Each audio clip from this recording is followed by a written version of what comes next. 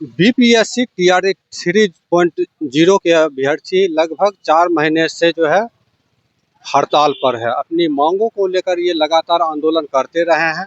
हम बात करते हैं, क्या क्या मांग है? सर क्या क्या मांग नहीं है, मांग बस एक ही है। 4 महीने से मांग हमारी बस यही है, सप्लीमेंट्री रिजल्ट। इसके आगे कुछ नहीं और इसके पीछे कुछ नहीं, सिर्फ हमारी मांग एक ही है, सप्लीमेंट्री रिजल्ट बस। सप्लीमेंट्री रिजल्ट के लिए आप कहां कहां गए थे? सीएम नीतीश कुमार के यहाँ आवेदन दिए? ये मत पूछिए कहाँ कहाँ गए थे, कोई जगह हमने छोड़ा ही नहीं, किसका दरवाजा नहीं खटखटाया है हमने। सीएम हो गए, शिक्षा मंत्री हो गए, एसीएस हो गए, जितने एमएलए हैं, एमएलसी हैं, हम लोग हर का दरवाजा खटखटाए हैं और एक बार नहीं गए हैं। शिक्षा मंत्री से तो हमको लग रहा है 11 या 12 बार हम लोग मिले हैं। क्या उनका कहना? उनका कहना क्या है, उनका बस यही है कि विचार कर रहे हैं, आप लोग इस पे पॉजिटिव रही है, हम इस पे विचार कर रहे हैं। और ये इतना जान लीजिए कि अगर हम 4 महीने से यहाँ बैठे हैं तो वो लोग शिक्षा मंत्री जो है वो हमें उम्मीद दिए हैं, उस उम्मीद को ही लेके हम लोग यहाँ बैठे हैं। अगर वो शायद स्टार्टिंग में ही हमें बोल दिए रहते, पता नहीं लोगों को क्या जिद है, क्या प्रॉब्लम है सप्लीमेंट्री देने से, हमको ये नहीं समझ में आ रहा है। हर काम हो रहा है, हर चीज हो रहा है, लेकिन सप्लीमेंट्री पे कोई मतलब कुछ बोल ही नहीं रहा है। इनको पता नहीं क्या प्रॉब्लम है, ये नहीं समझ में आ रहा है। अगर इन लोग को सप्लीमेंट्री नहीं देना था, मैं एक बात बोल रही हूँ कि अगर इनको सप्लीमेंट्री नहीं देना था, वो स्टार्टिंग में ही बोल दिए रहते कि तुम लोग मर जाओगे, कुछ भी करोगे, हम सप्लीमेंट्री नहीं देंगे, तो शायद हम उम्मीद छोड़ दिए रहते। और 4 महीने का जो टाइम हम अपना यहाँ गर्दनी बाग में दिए हैं, वो शायद हम लोग एक बार फिर पढ़ाई करते कि आगे जो भी होगा उसको हम देखेंगे। लेकिन ये 4 महीने से आज ज्यादा हो गया हम लोग यहाँ सड़कों पे बैठे हुए अपनी मांग को लेके।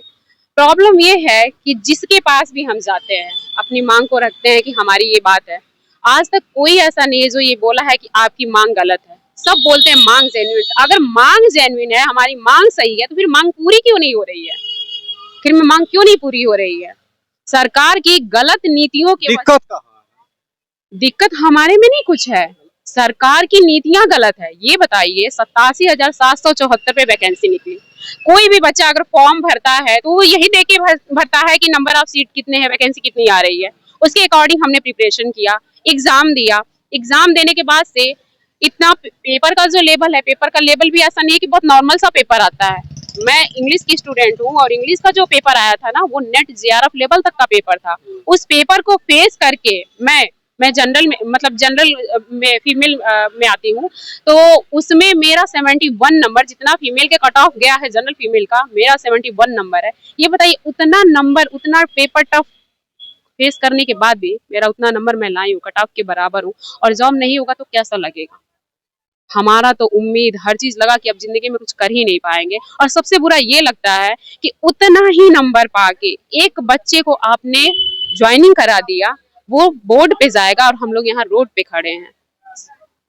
आप यहाँ सड़क पर है और लगभग 4 महीने से धरना पर बैठे हुए हैं।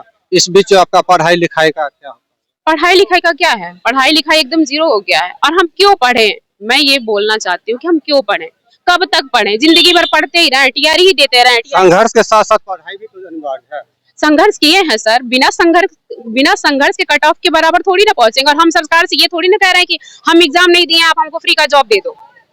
हम उस लायक हैं और हमारे अंदर वो कॉन्फिडेंस है कि हम यहाँ बैठे हुए हैं, क्योंकि हम जानते हैं कि हम गलत नहीं है। 87,774 पे आप बहाली निकालेंगे और ज्वाइनिंग कराएंगे 42,000 पे, तो ये बताइए कमी हमारे अंदर है कि उनके अंदर है? कमी उनके अंदर है।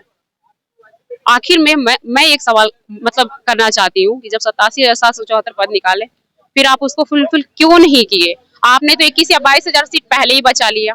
उसके बाद भी 51,000 कुछ पे आपने 66,000 पे आपने रिजल्ट दिया, उसमें भी 51,000 कुछ पे बच्चे ज्वाइनिंग किए। मल्टीपल रिजल्ट क्यों दिए? अगर मल्टीपल रिजल्ट नहीं आया होता तो आज हम यहाँ सड़क पे नहीं होते। मल्टीपल रिजल्ट के वजह से हमारा रिजल्ट रुका हुआ है, क्योंकि एक ही बच्चे का 3-3 जगह रिजल्ट हुआ है। अच्छा। और ज्वाइनिंग कहीं एक ही करेगा।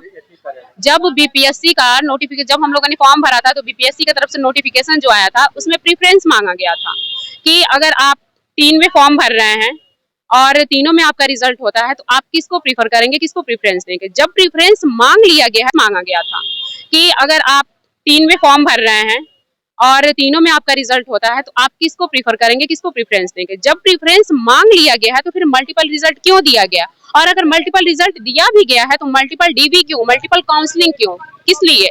मल्टीपल के ही वजह से, मल्टीपल रिजल्ट होने की ही वजह से आज हम यहाँ रोड पे हैं। कहीं एक ही जगह ज्वाइन करेगा ना, वो जो दो सीट छोड़ रहा है, हम ये भी नहीं कह रहे हैं कि नहीं हमको 6 to 8 में ही चाहिए या फिर 9-10th में ही चाहिए, नहीं, वो उसका जो चॉइस है वो अपना लॉक कर ले, वो उसके बाद से जो सीट छोड़ रहा है उसी पे हम रिजल्ट की मांग कर रहे हैं, तो हम कहाँ गलत हैं? हम गलत नहीं है और हमारी मांग भी गलत नहीं है, और हम सरकार से कोई भीख नहीं मांग रहे हैं। शिक्षा मंत्री क्या कहते हैं आपकी मांग पर? शिक्षा मंत्री क्या बोलते हैं? शिक्षा मंत्री तो हमेशा यही कह रहे हैं, विचार कर रहे हैं। कब तक विचार करेंगे? जिंदगी भर विचार ही करेंगे। वो TRE-4 का नोटिफिकेशन, मतलब TRE-4 का आ गया है, ट्वीट आ गया है कि अगस्त में TRE-4 ले रहा है, आखिर में कब तक विचार करेंगे? 4 महीने हो गए ना, उनके 1 मिनट का, उनके 1 दिन का इतना वैल्यू, हमारे 4 महीने का हम स्टूडेंट का कोई वैल्यू नहीं है। आप यहाँ सड़क पर है और वो जो विचार कर रहे हैं, वो विचार कर रहे हैं, कब तक विचार करेंगे? 4 महीने हो गए, 4 महीने से ज्यादा हो गया, आखिर हम कब तक विचार करेंगे?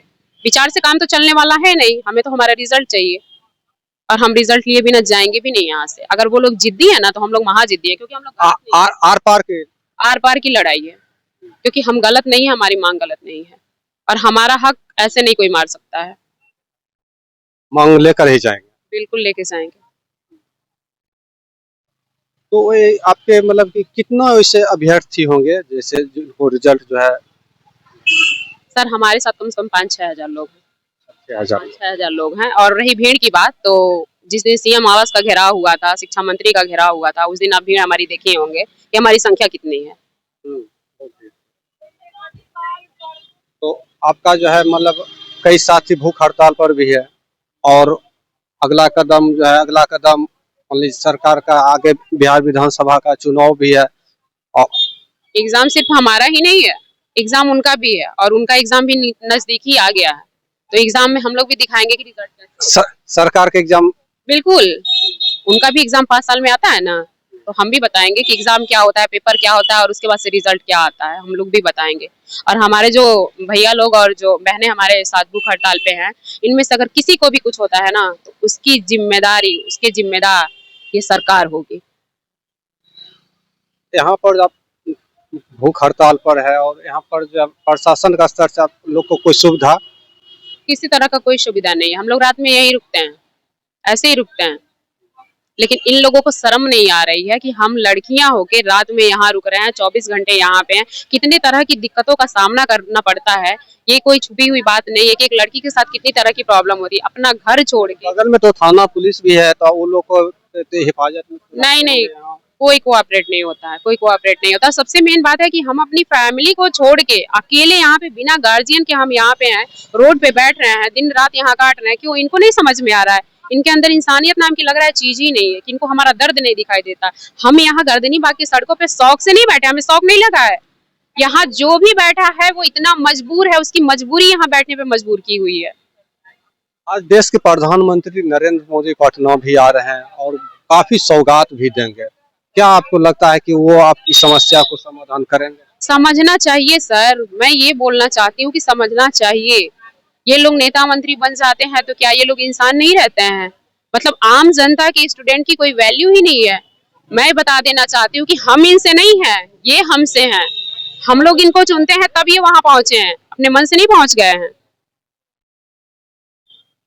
ये थे BPSC Tier 3 के अभ्यर्थी, और इन्होंने स्पष्ट कर दिया कि जब हमारी मांग को लेकर हम लगातार संघर्ष करते रहेंगे, और जब तक हमारी मांग पूरी नहीं होगी तो यहाँ से हम अपने घर को नहीं जाएंगे।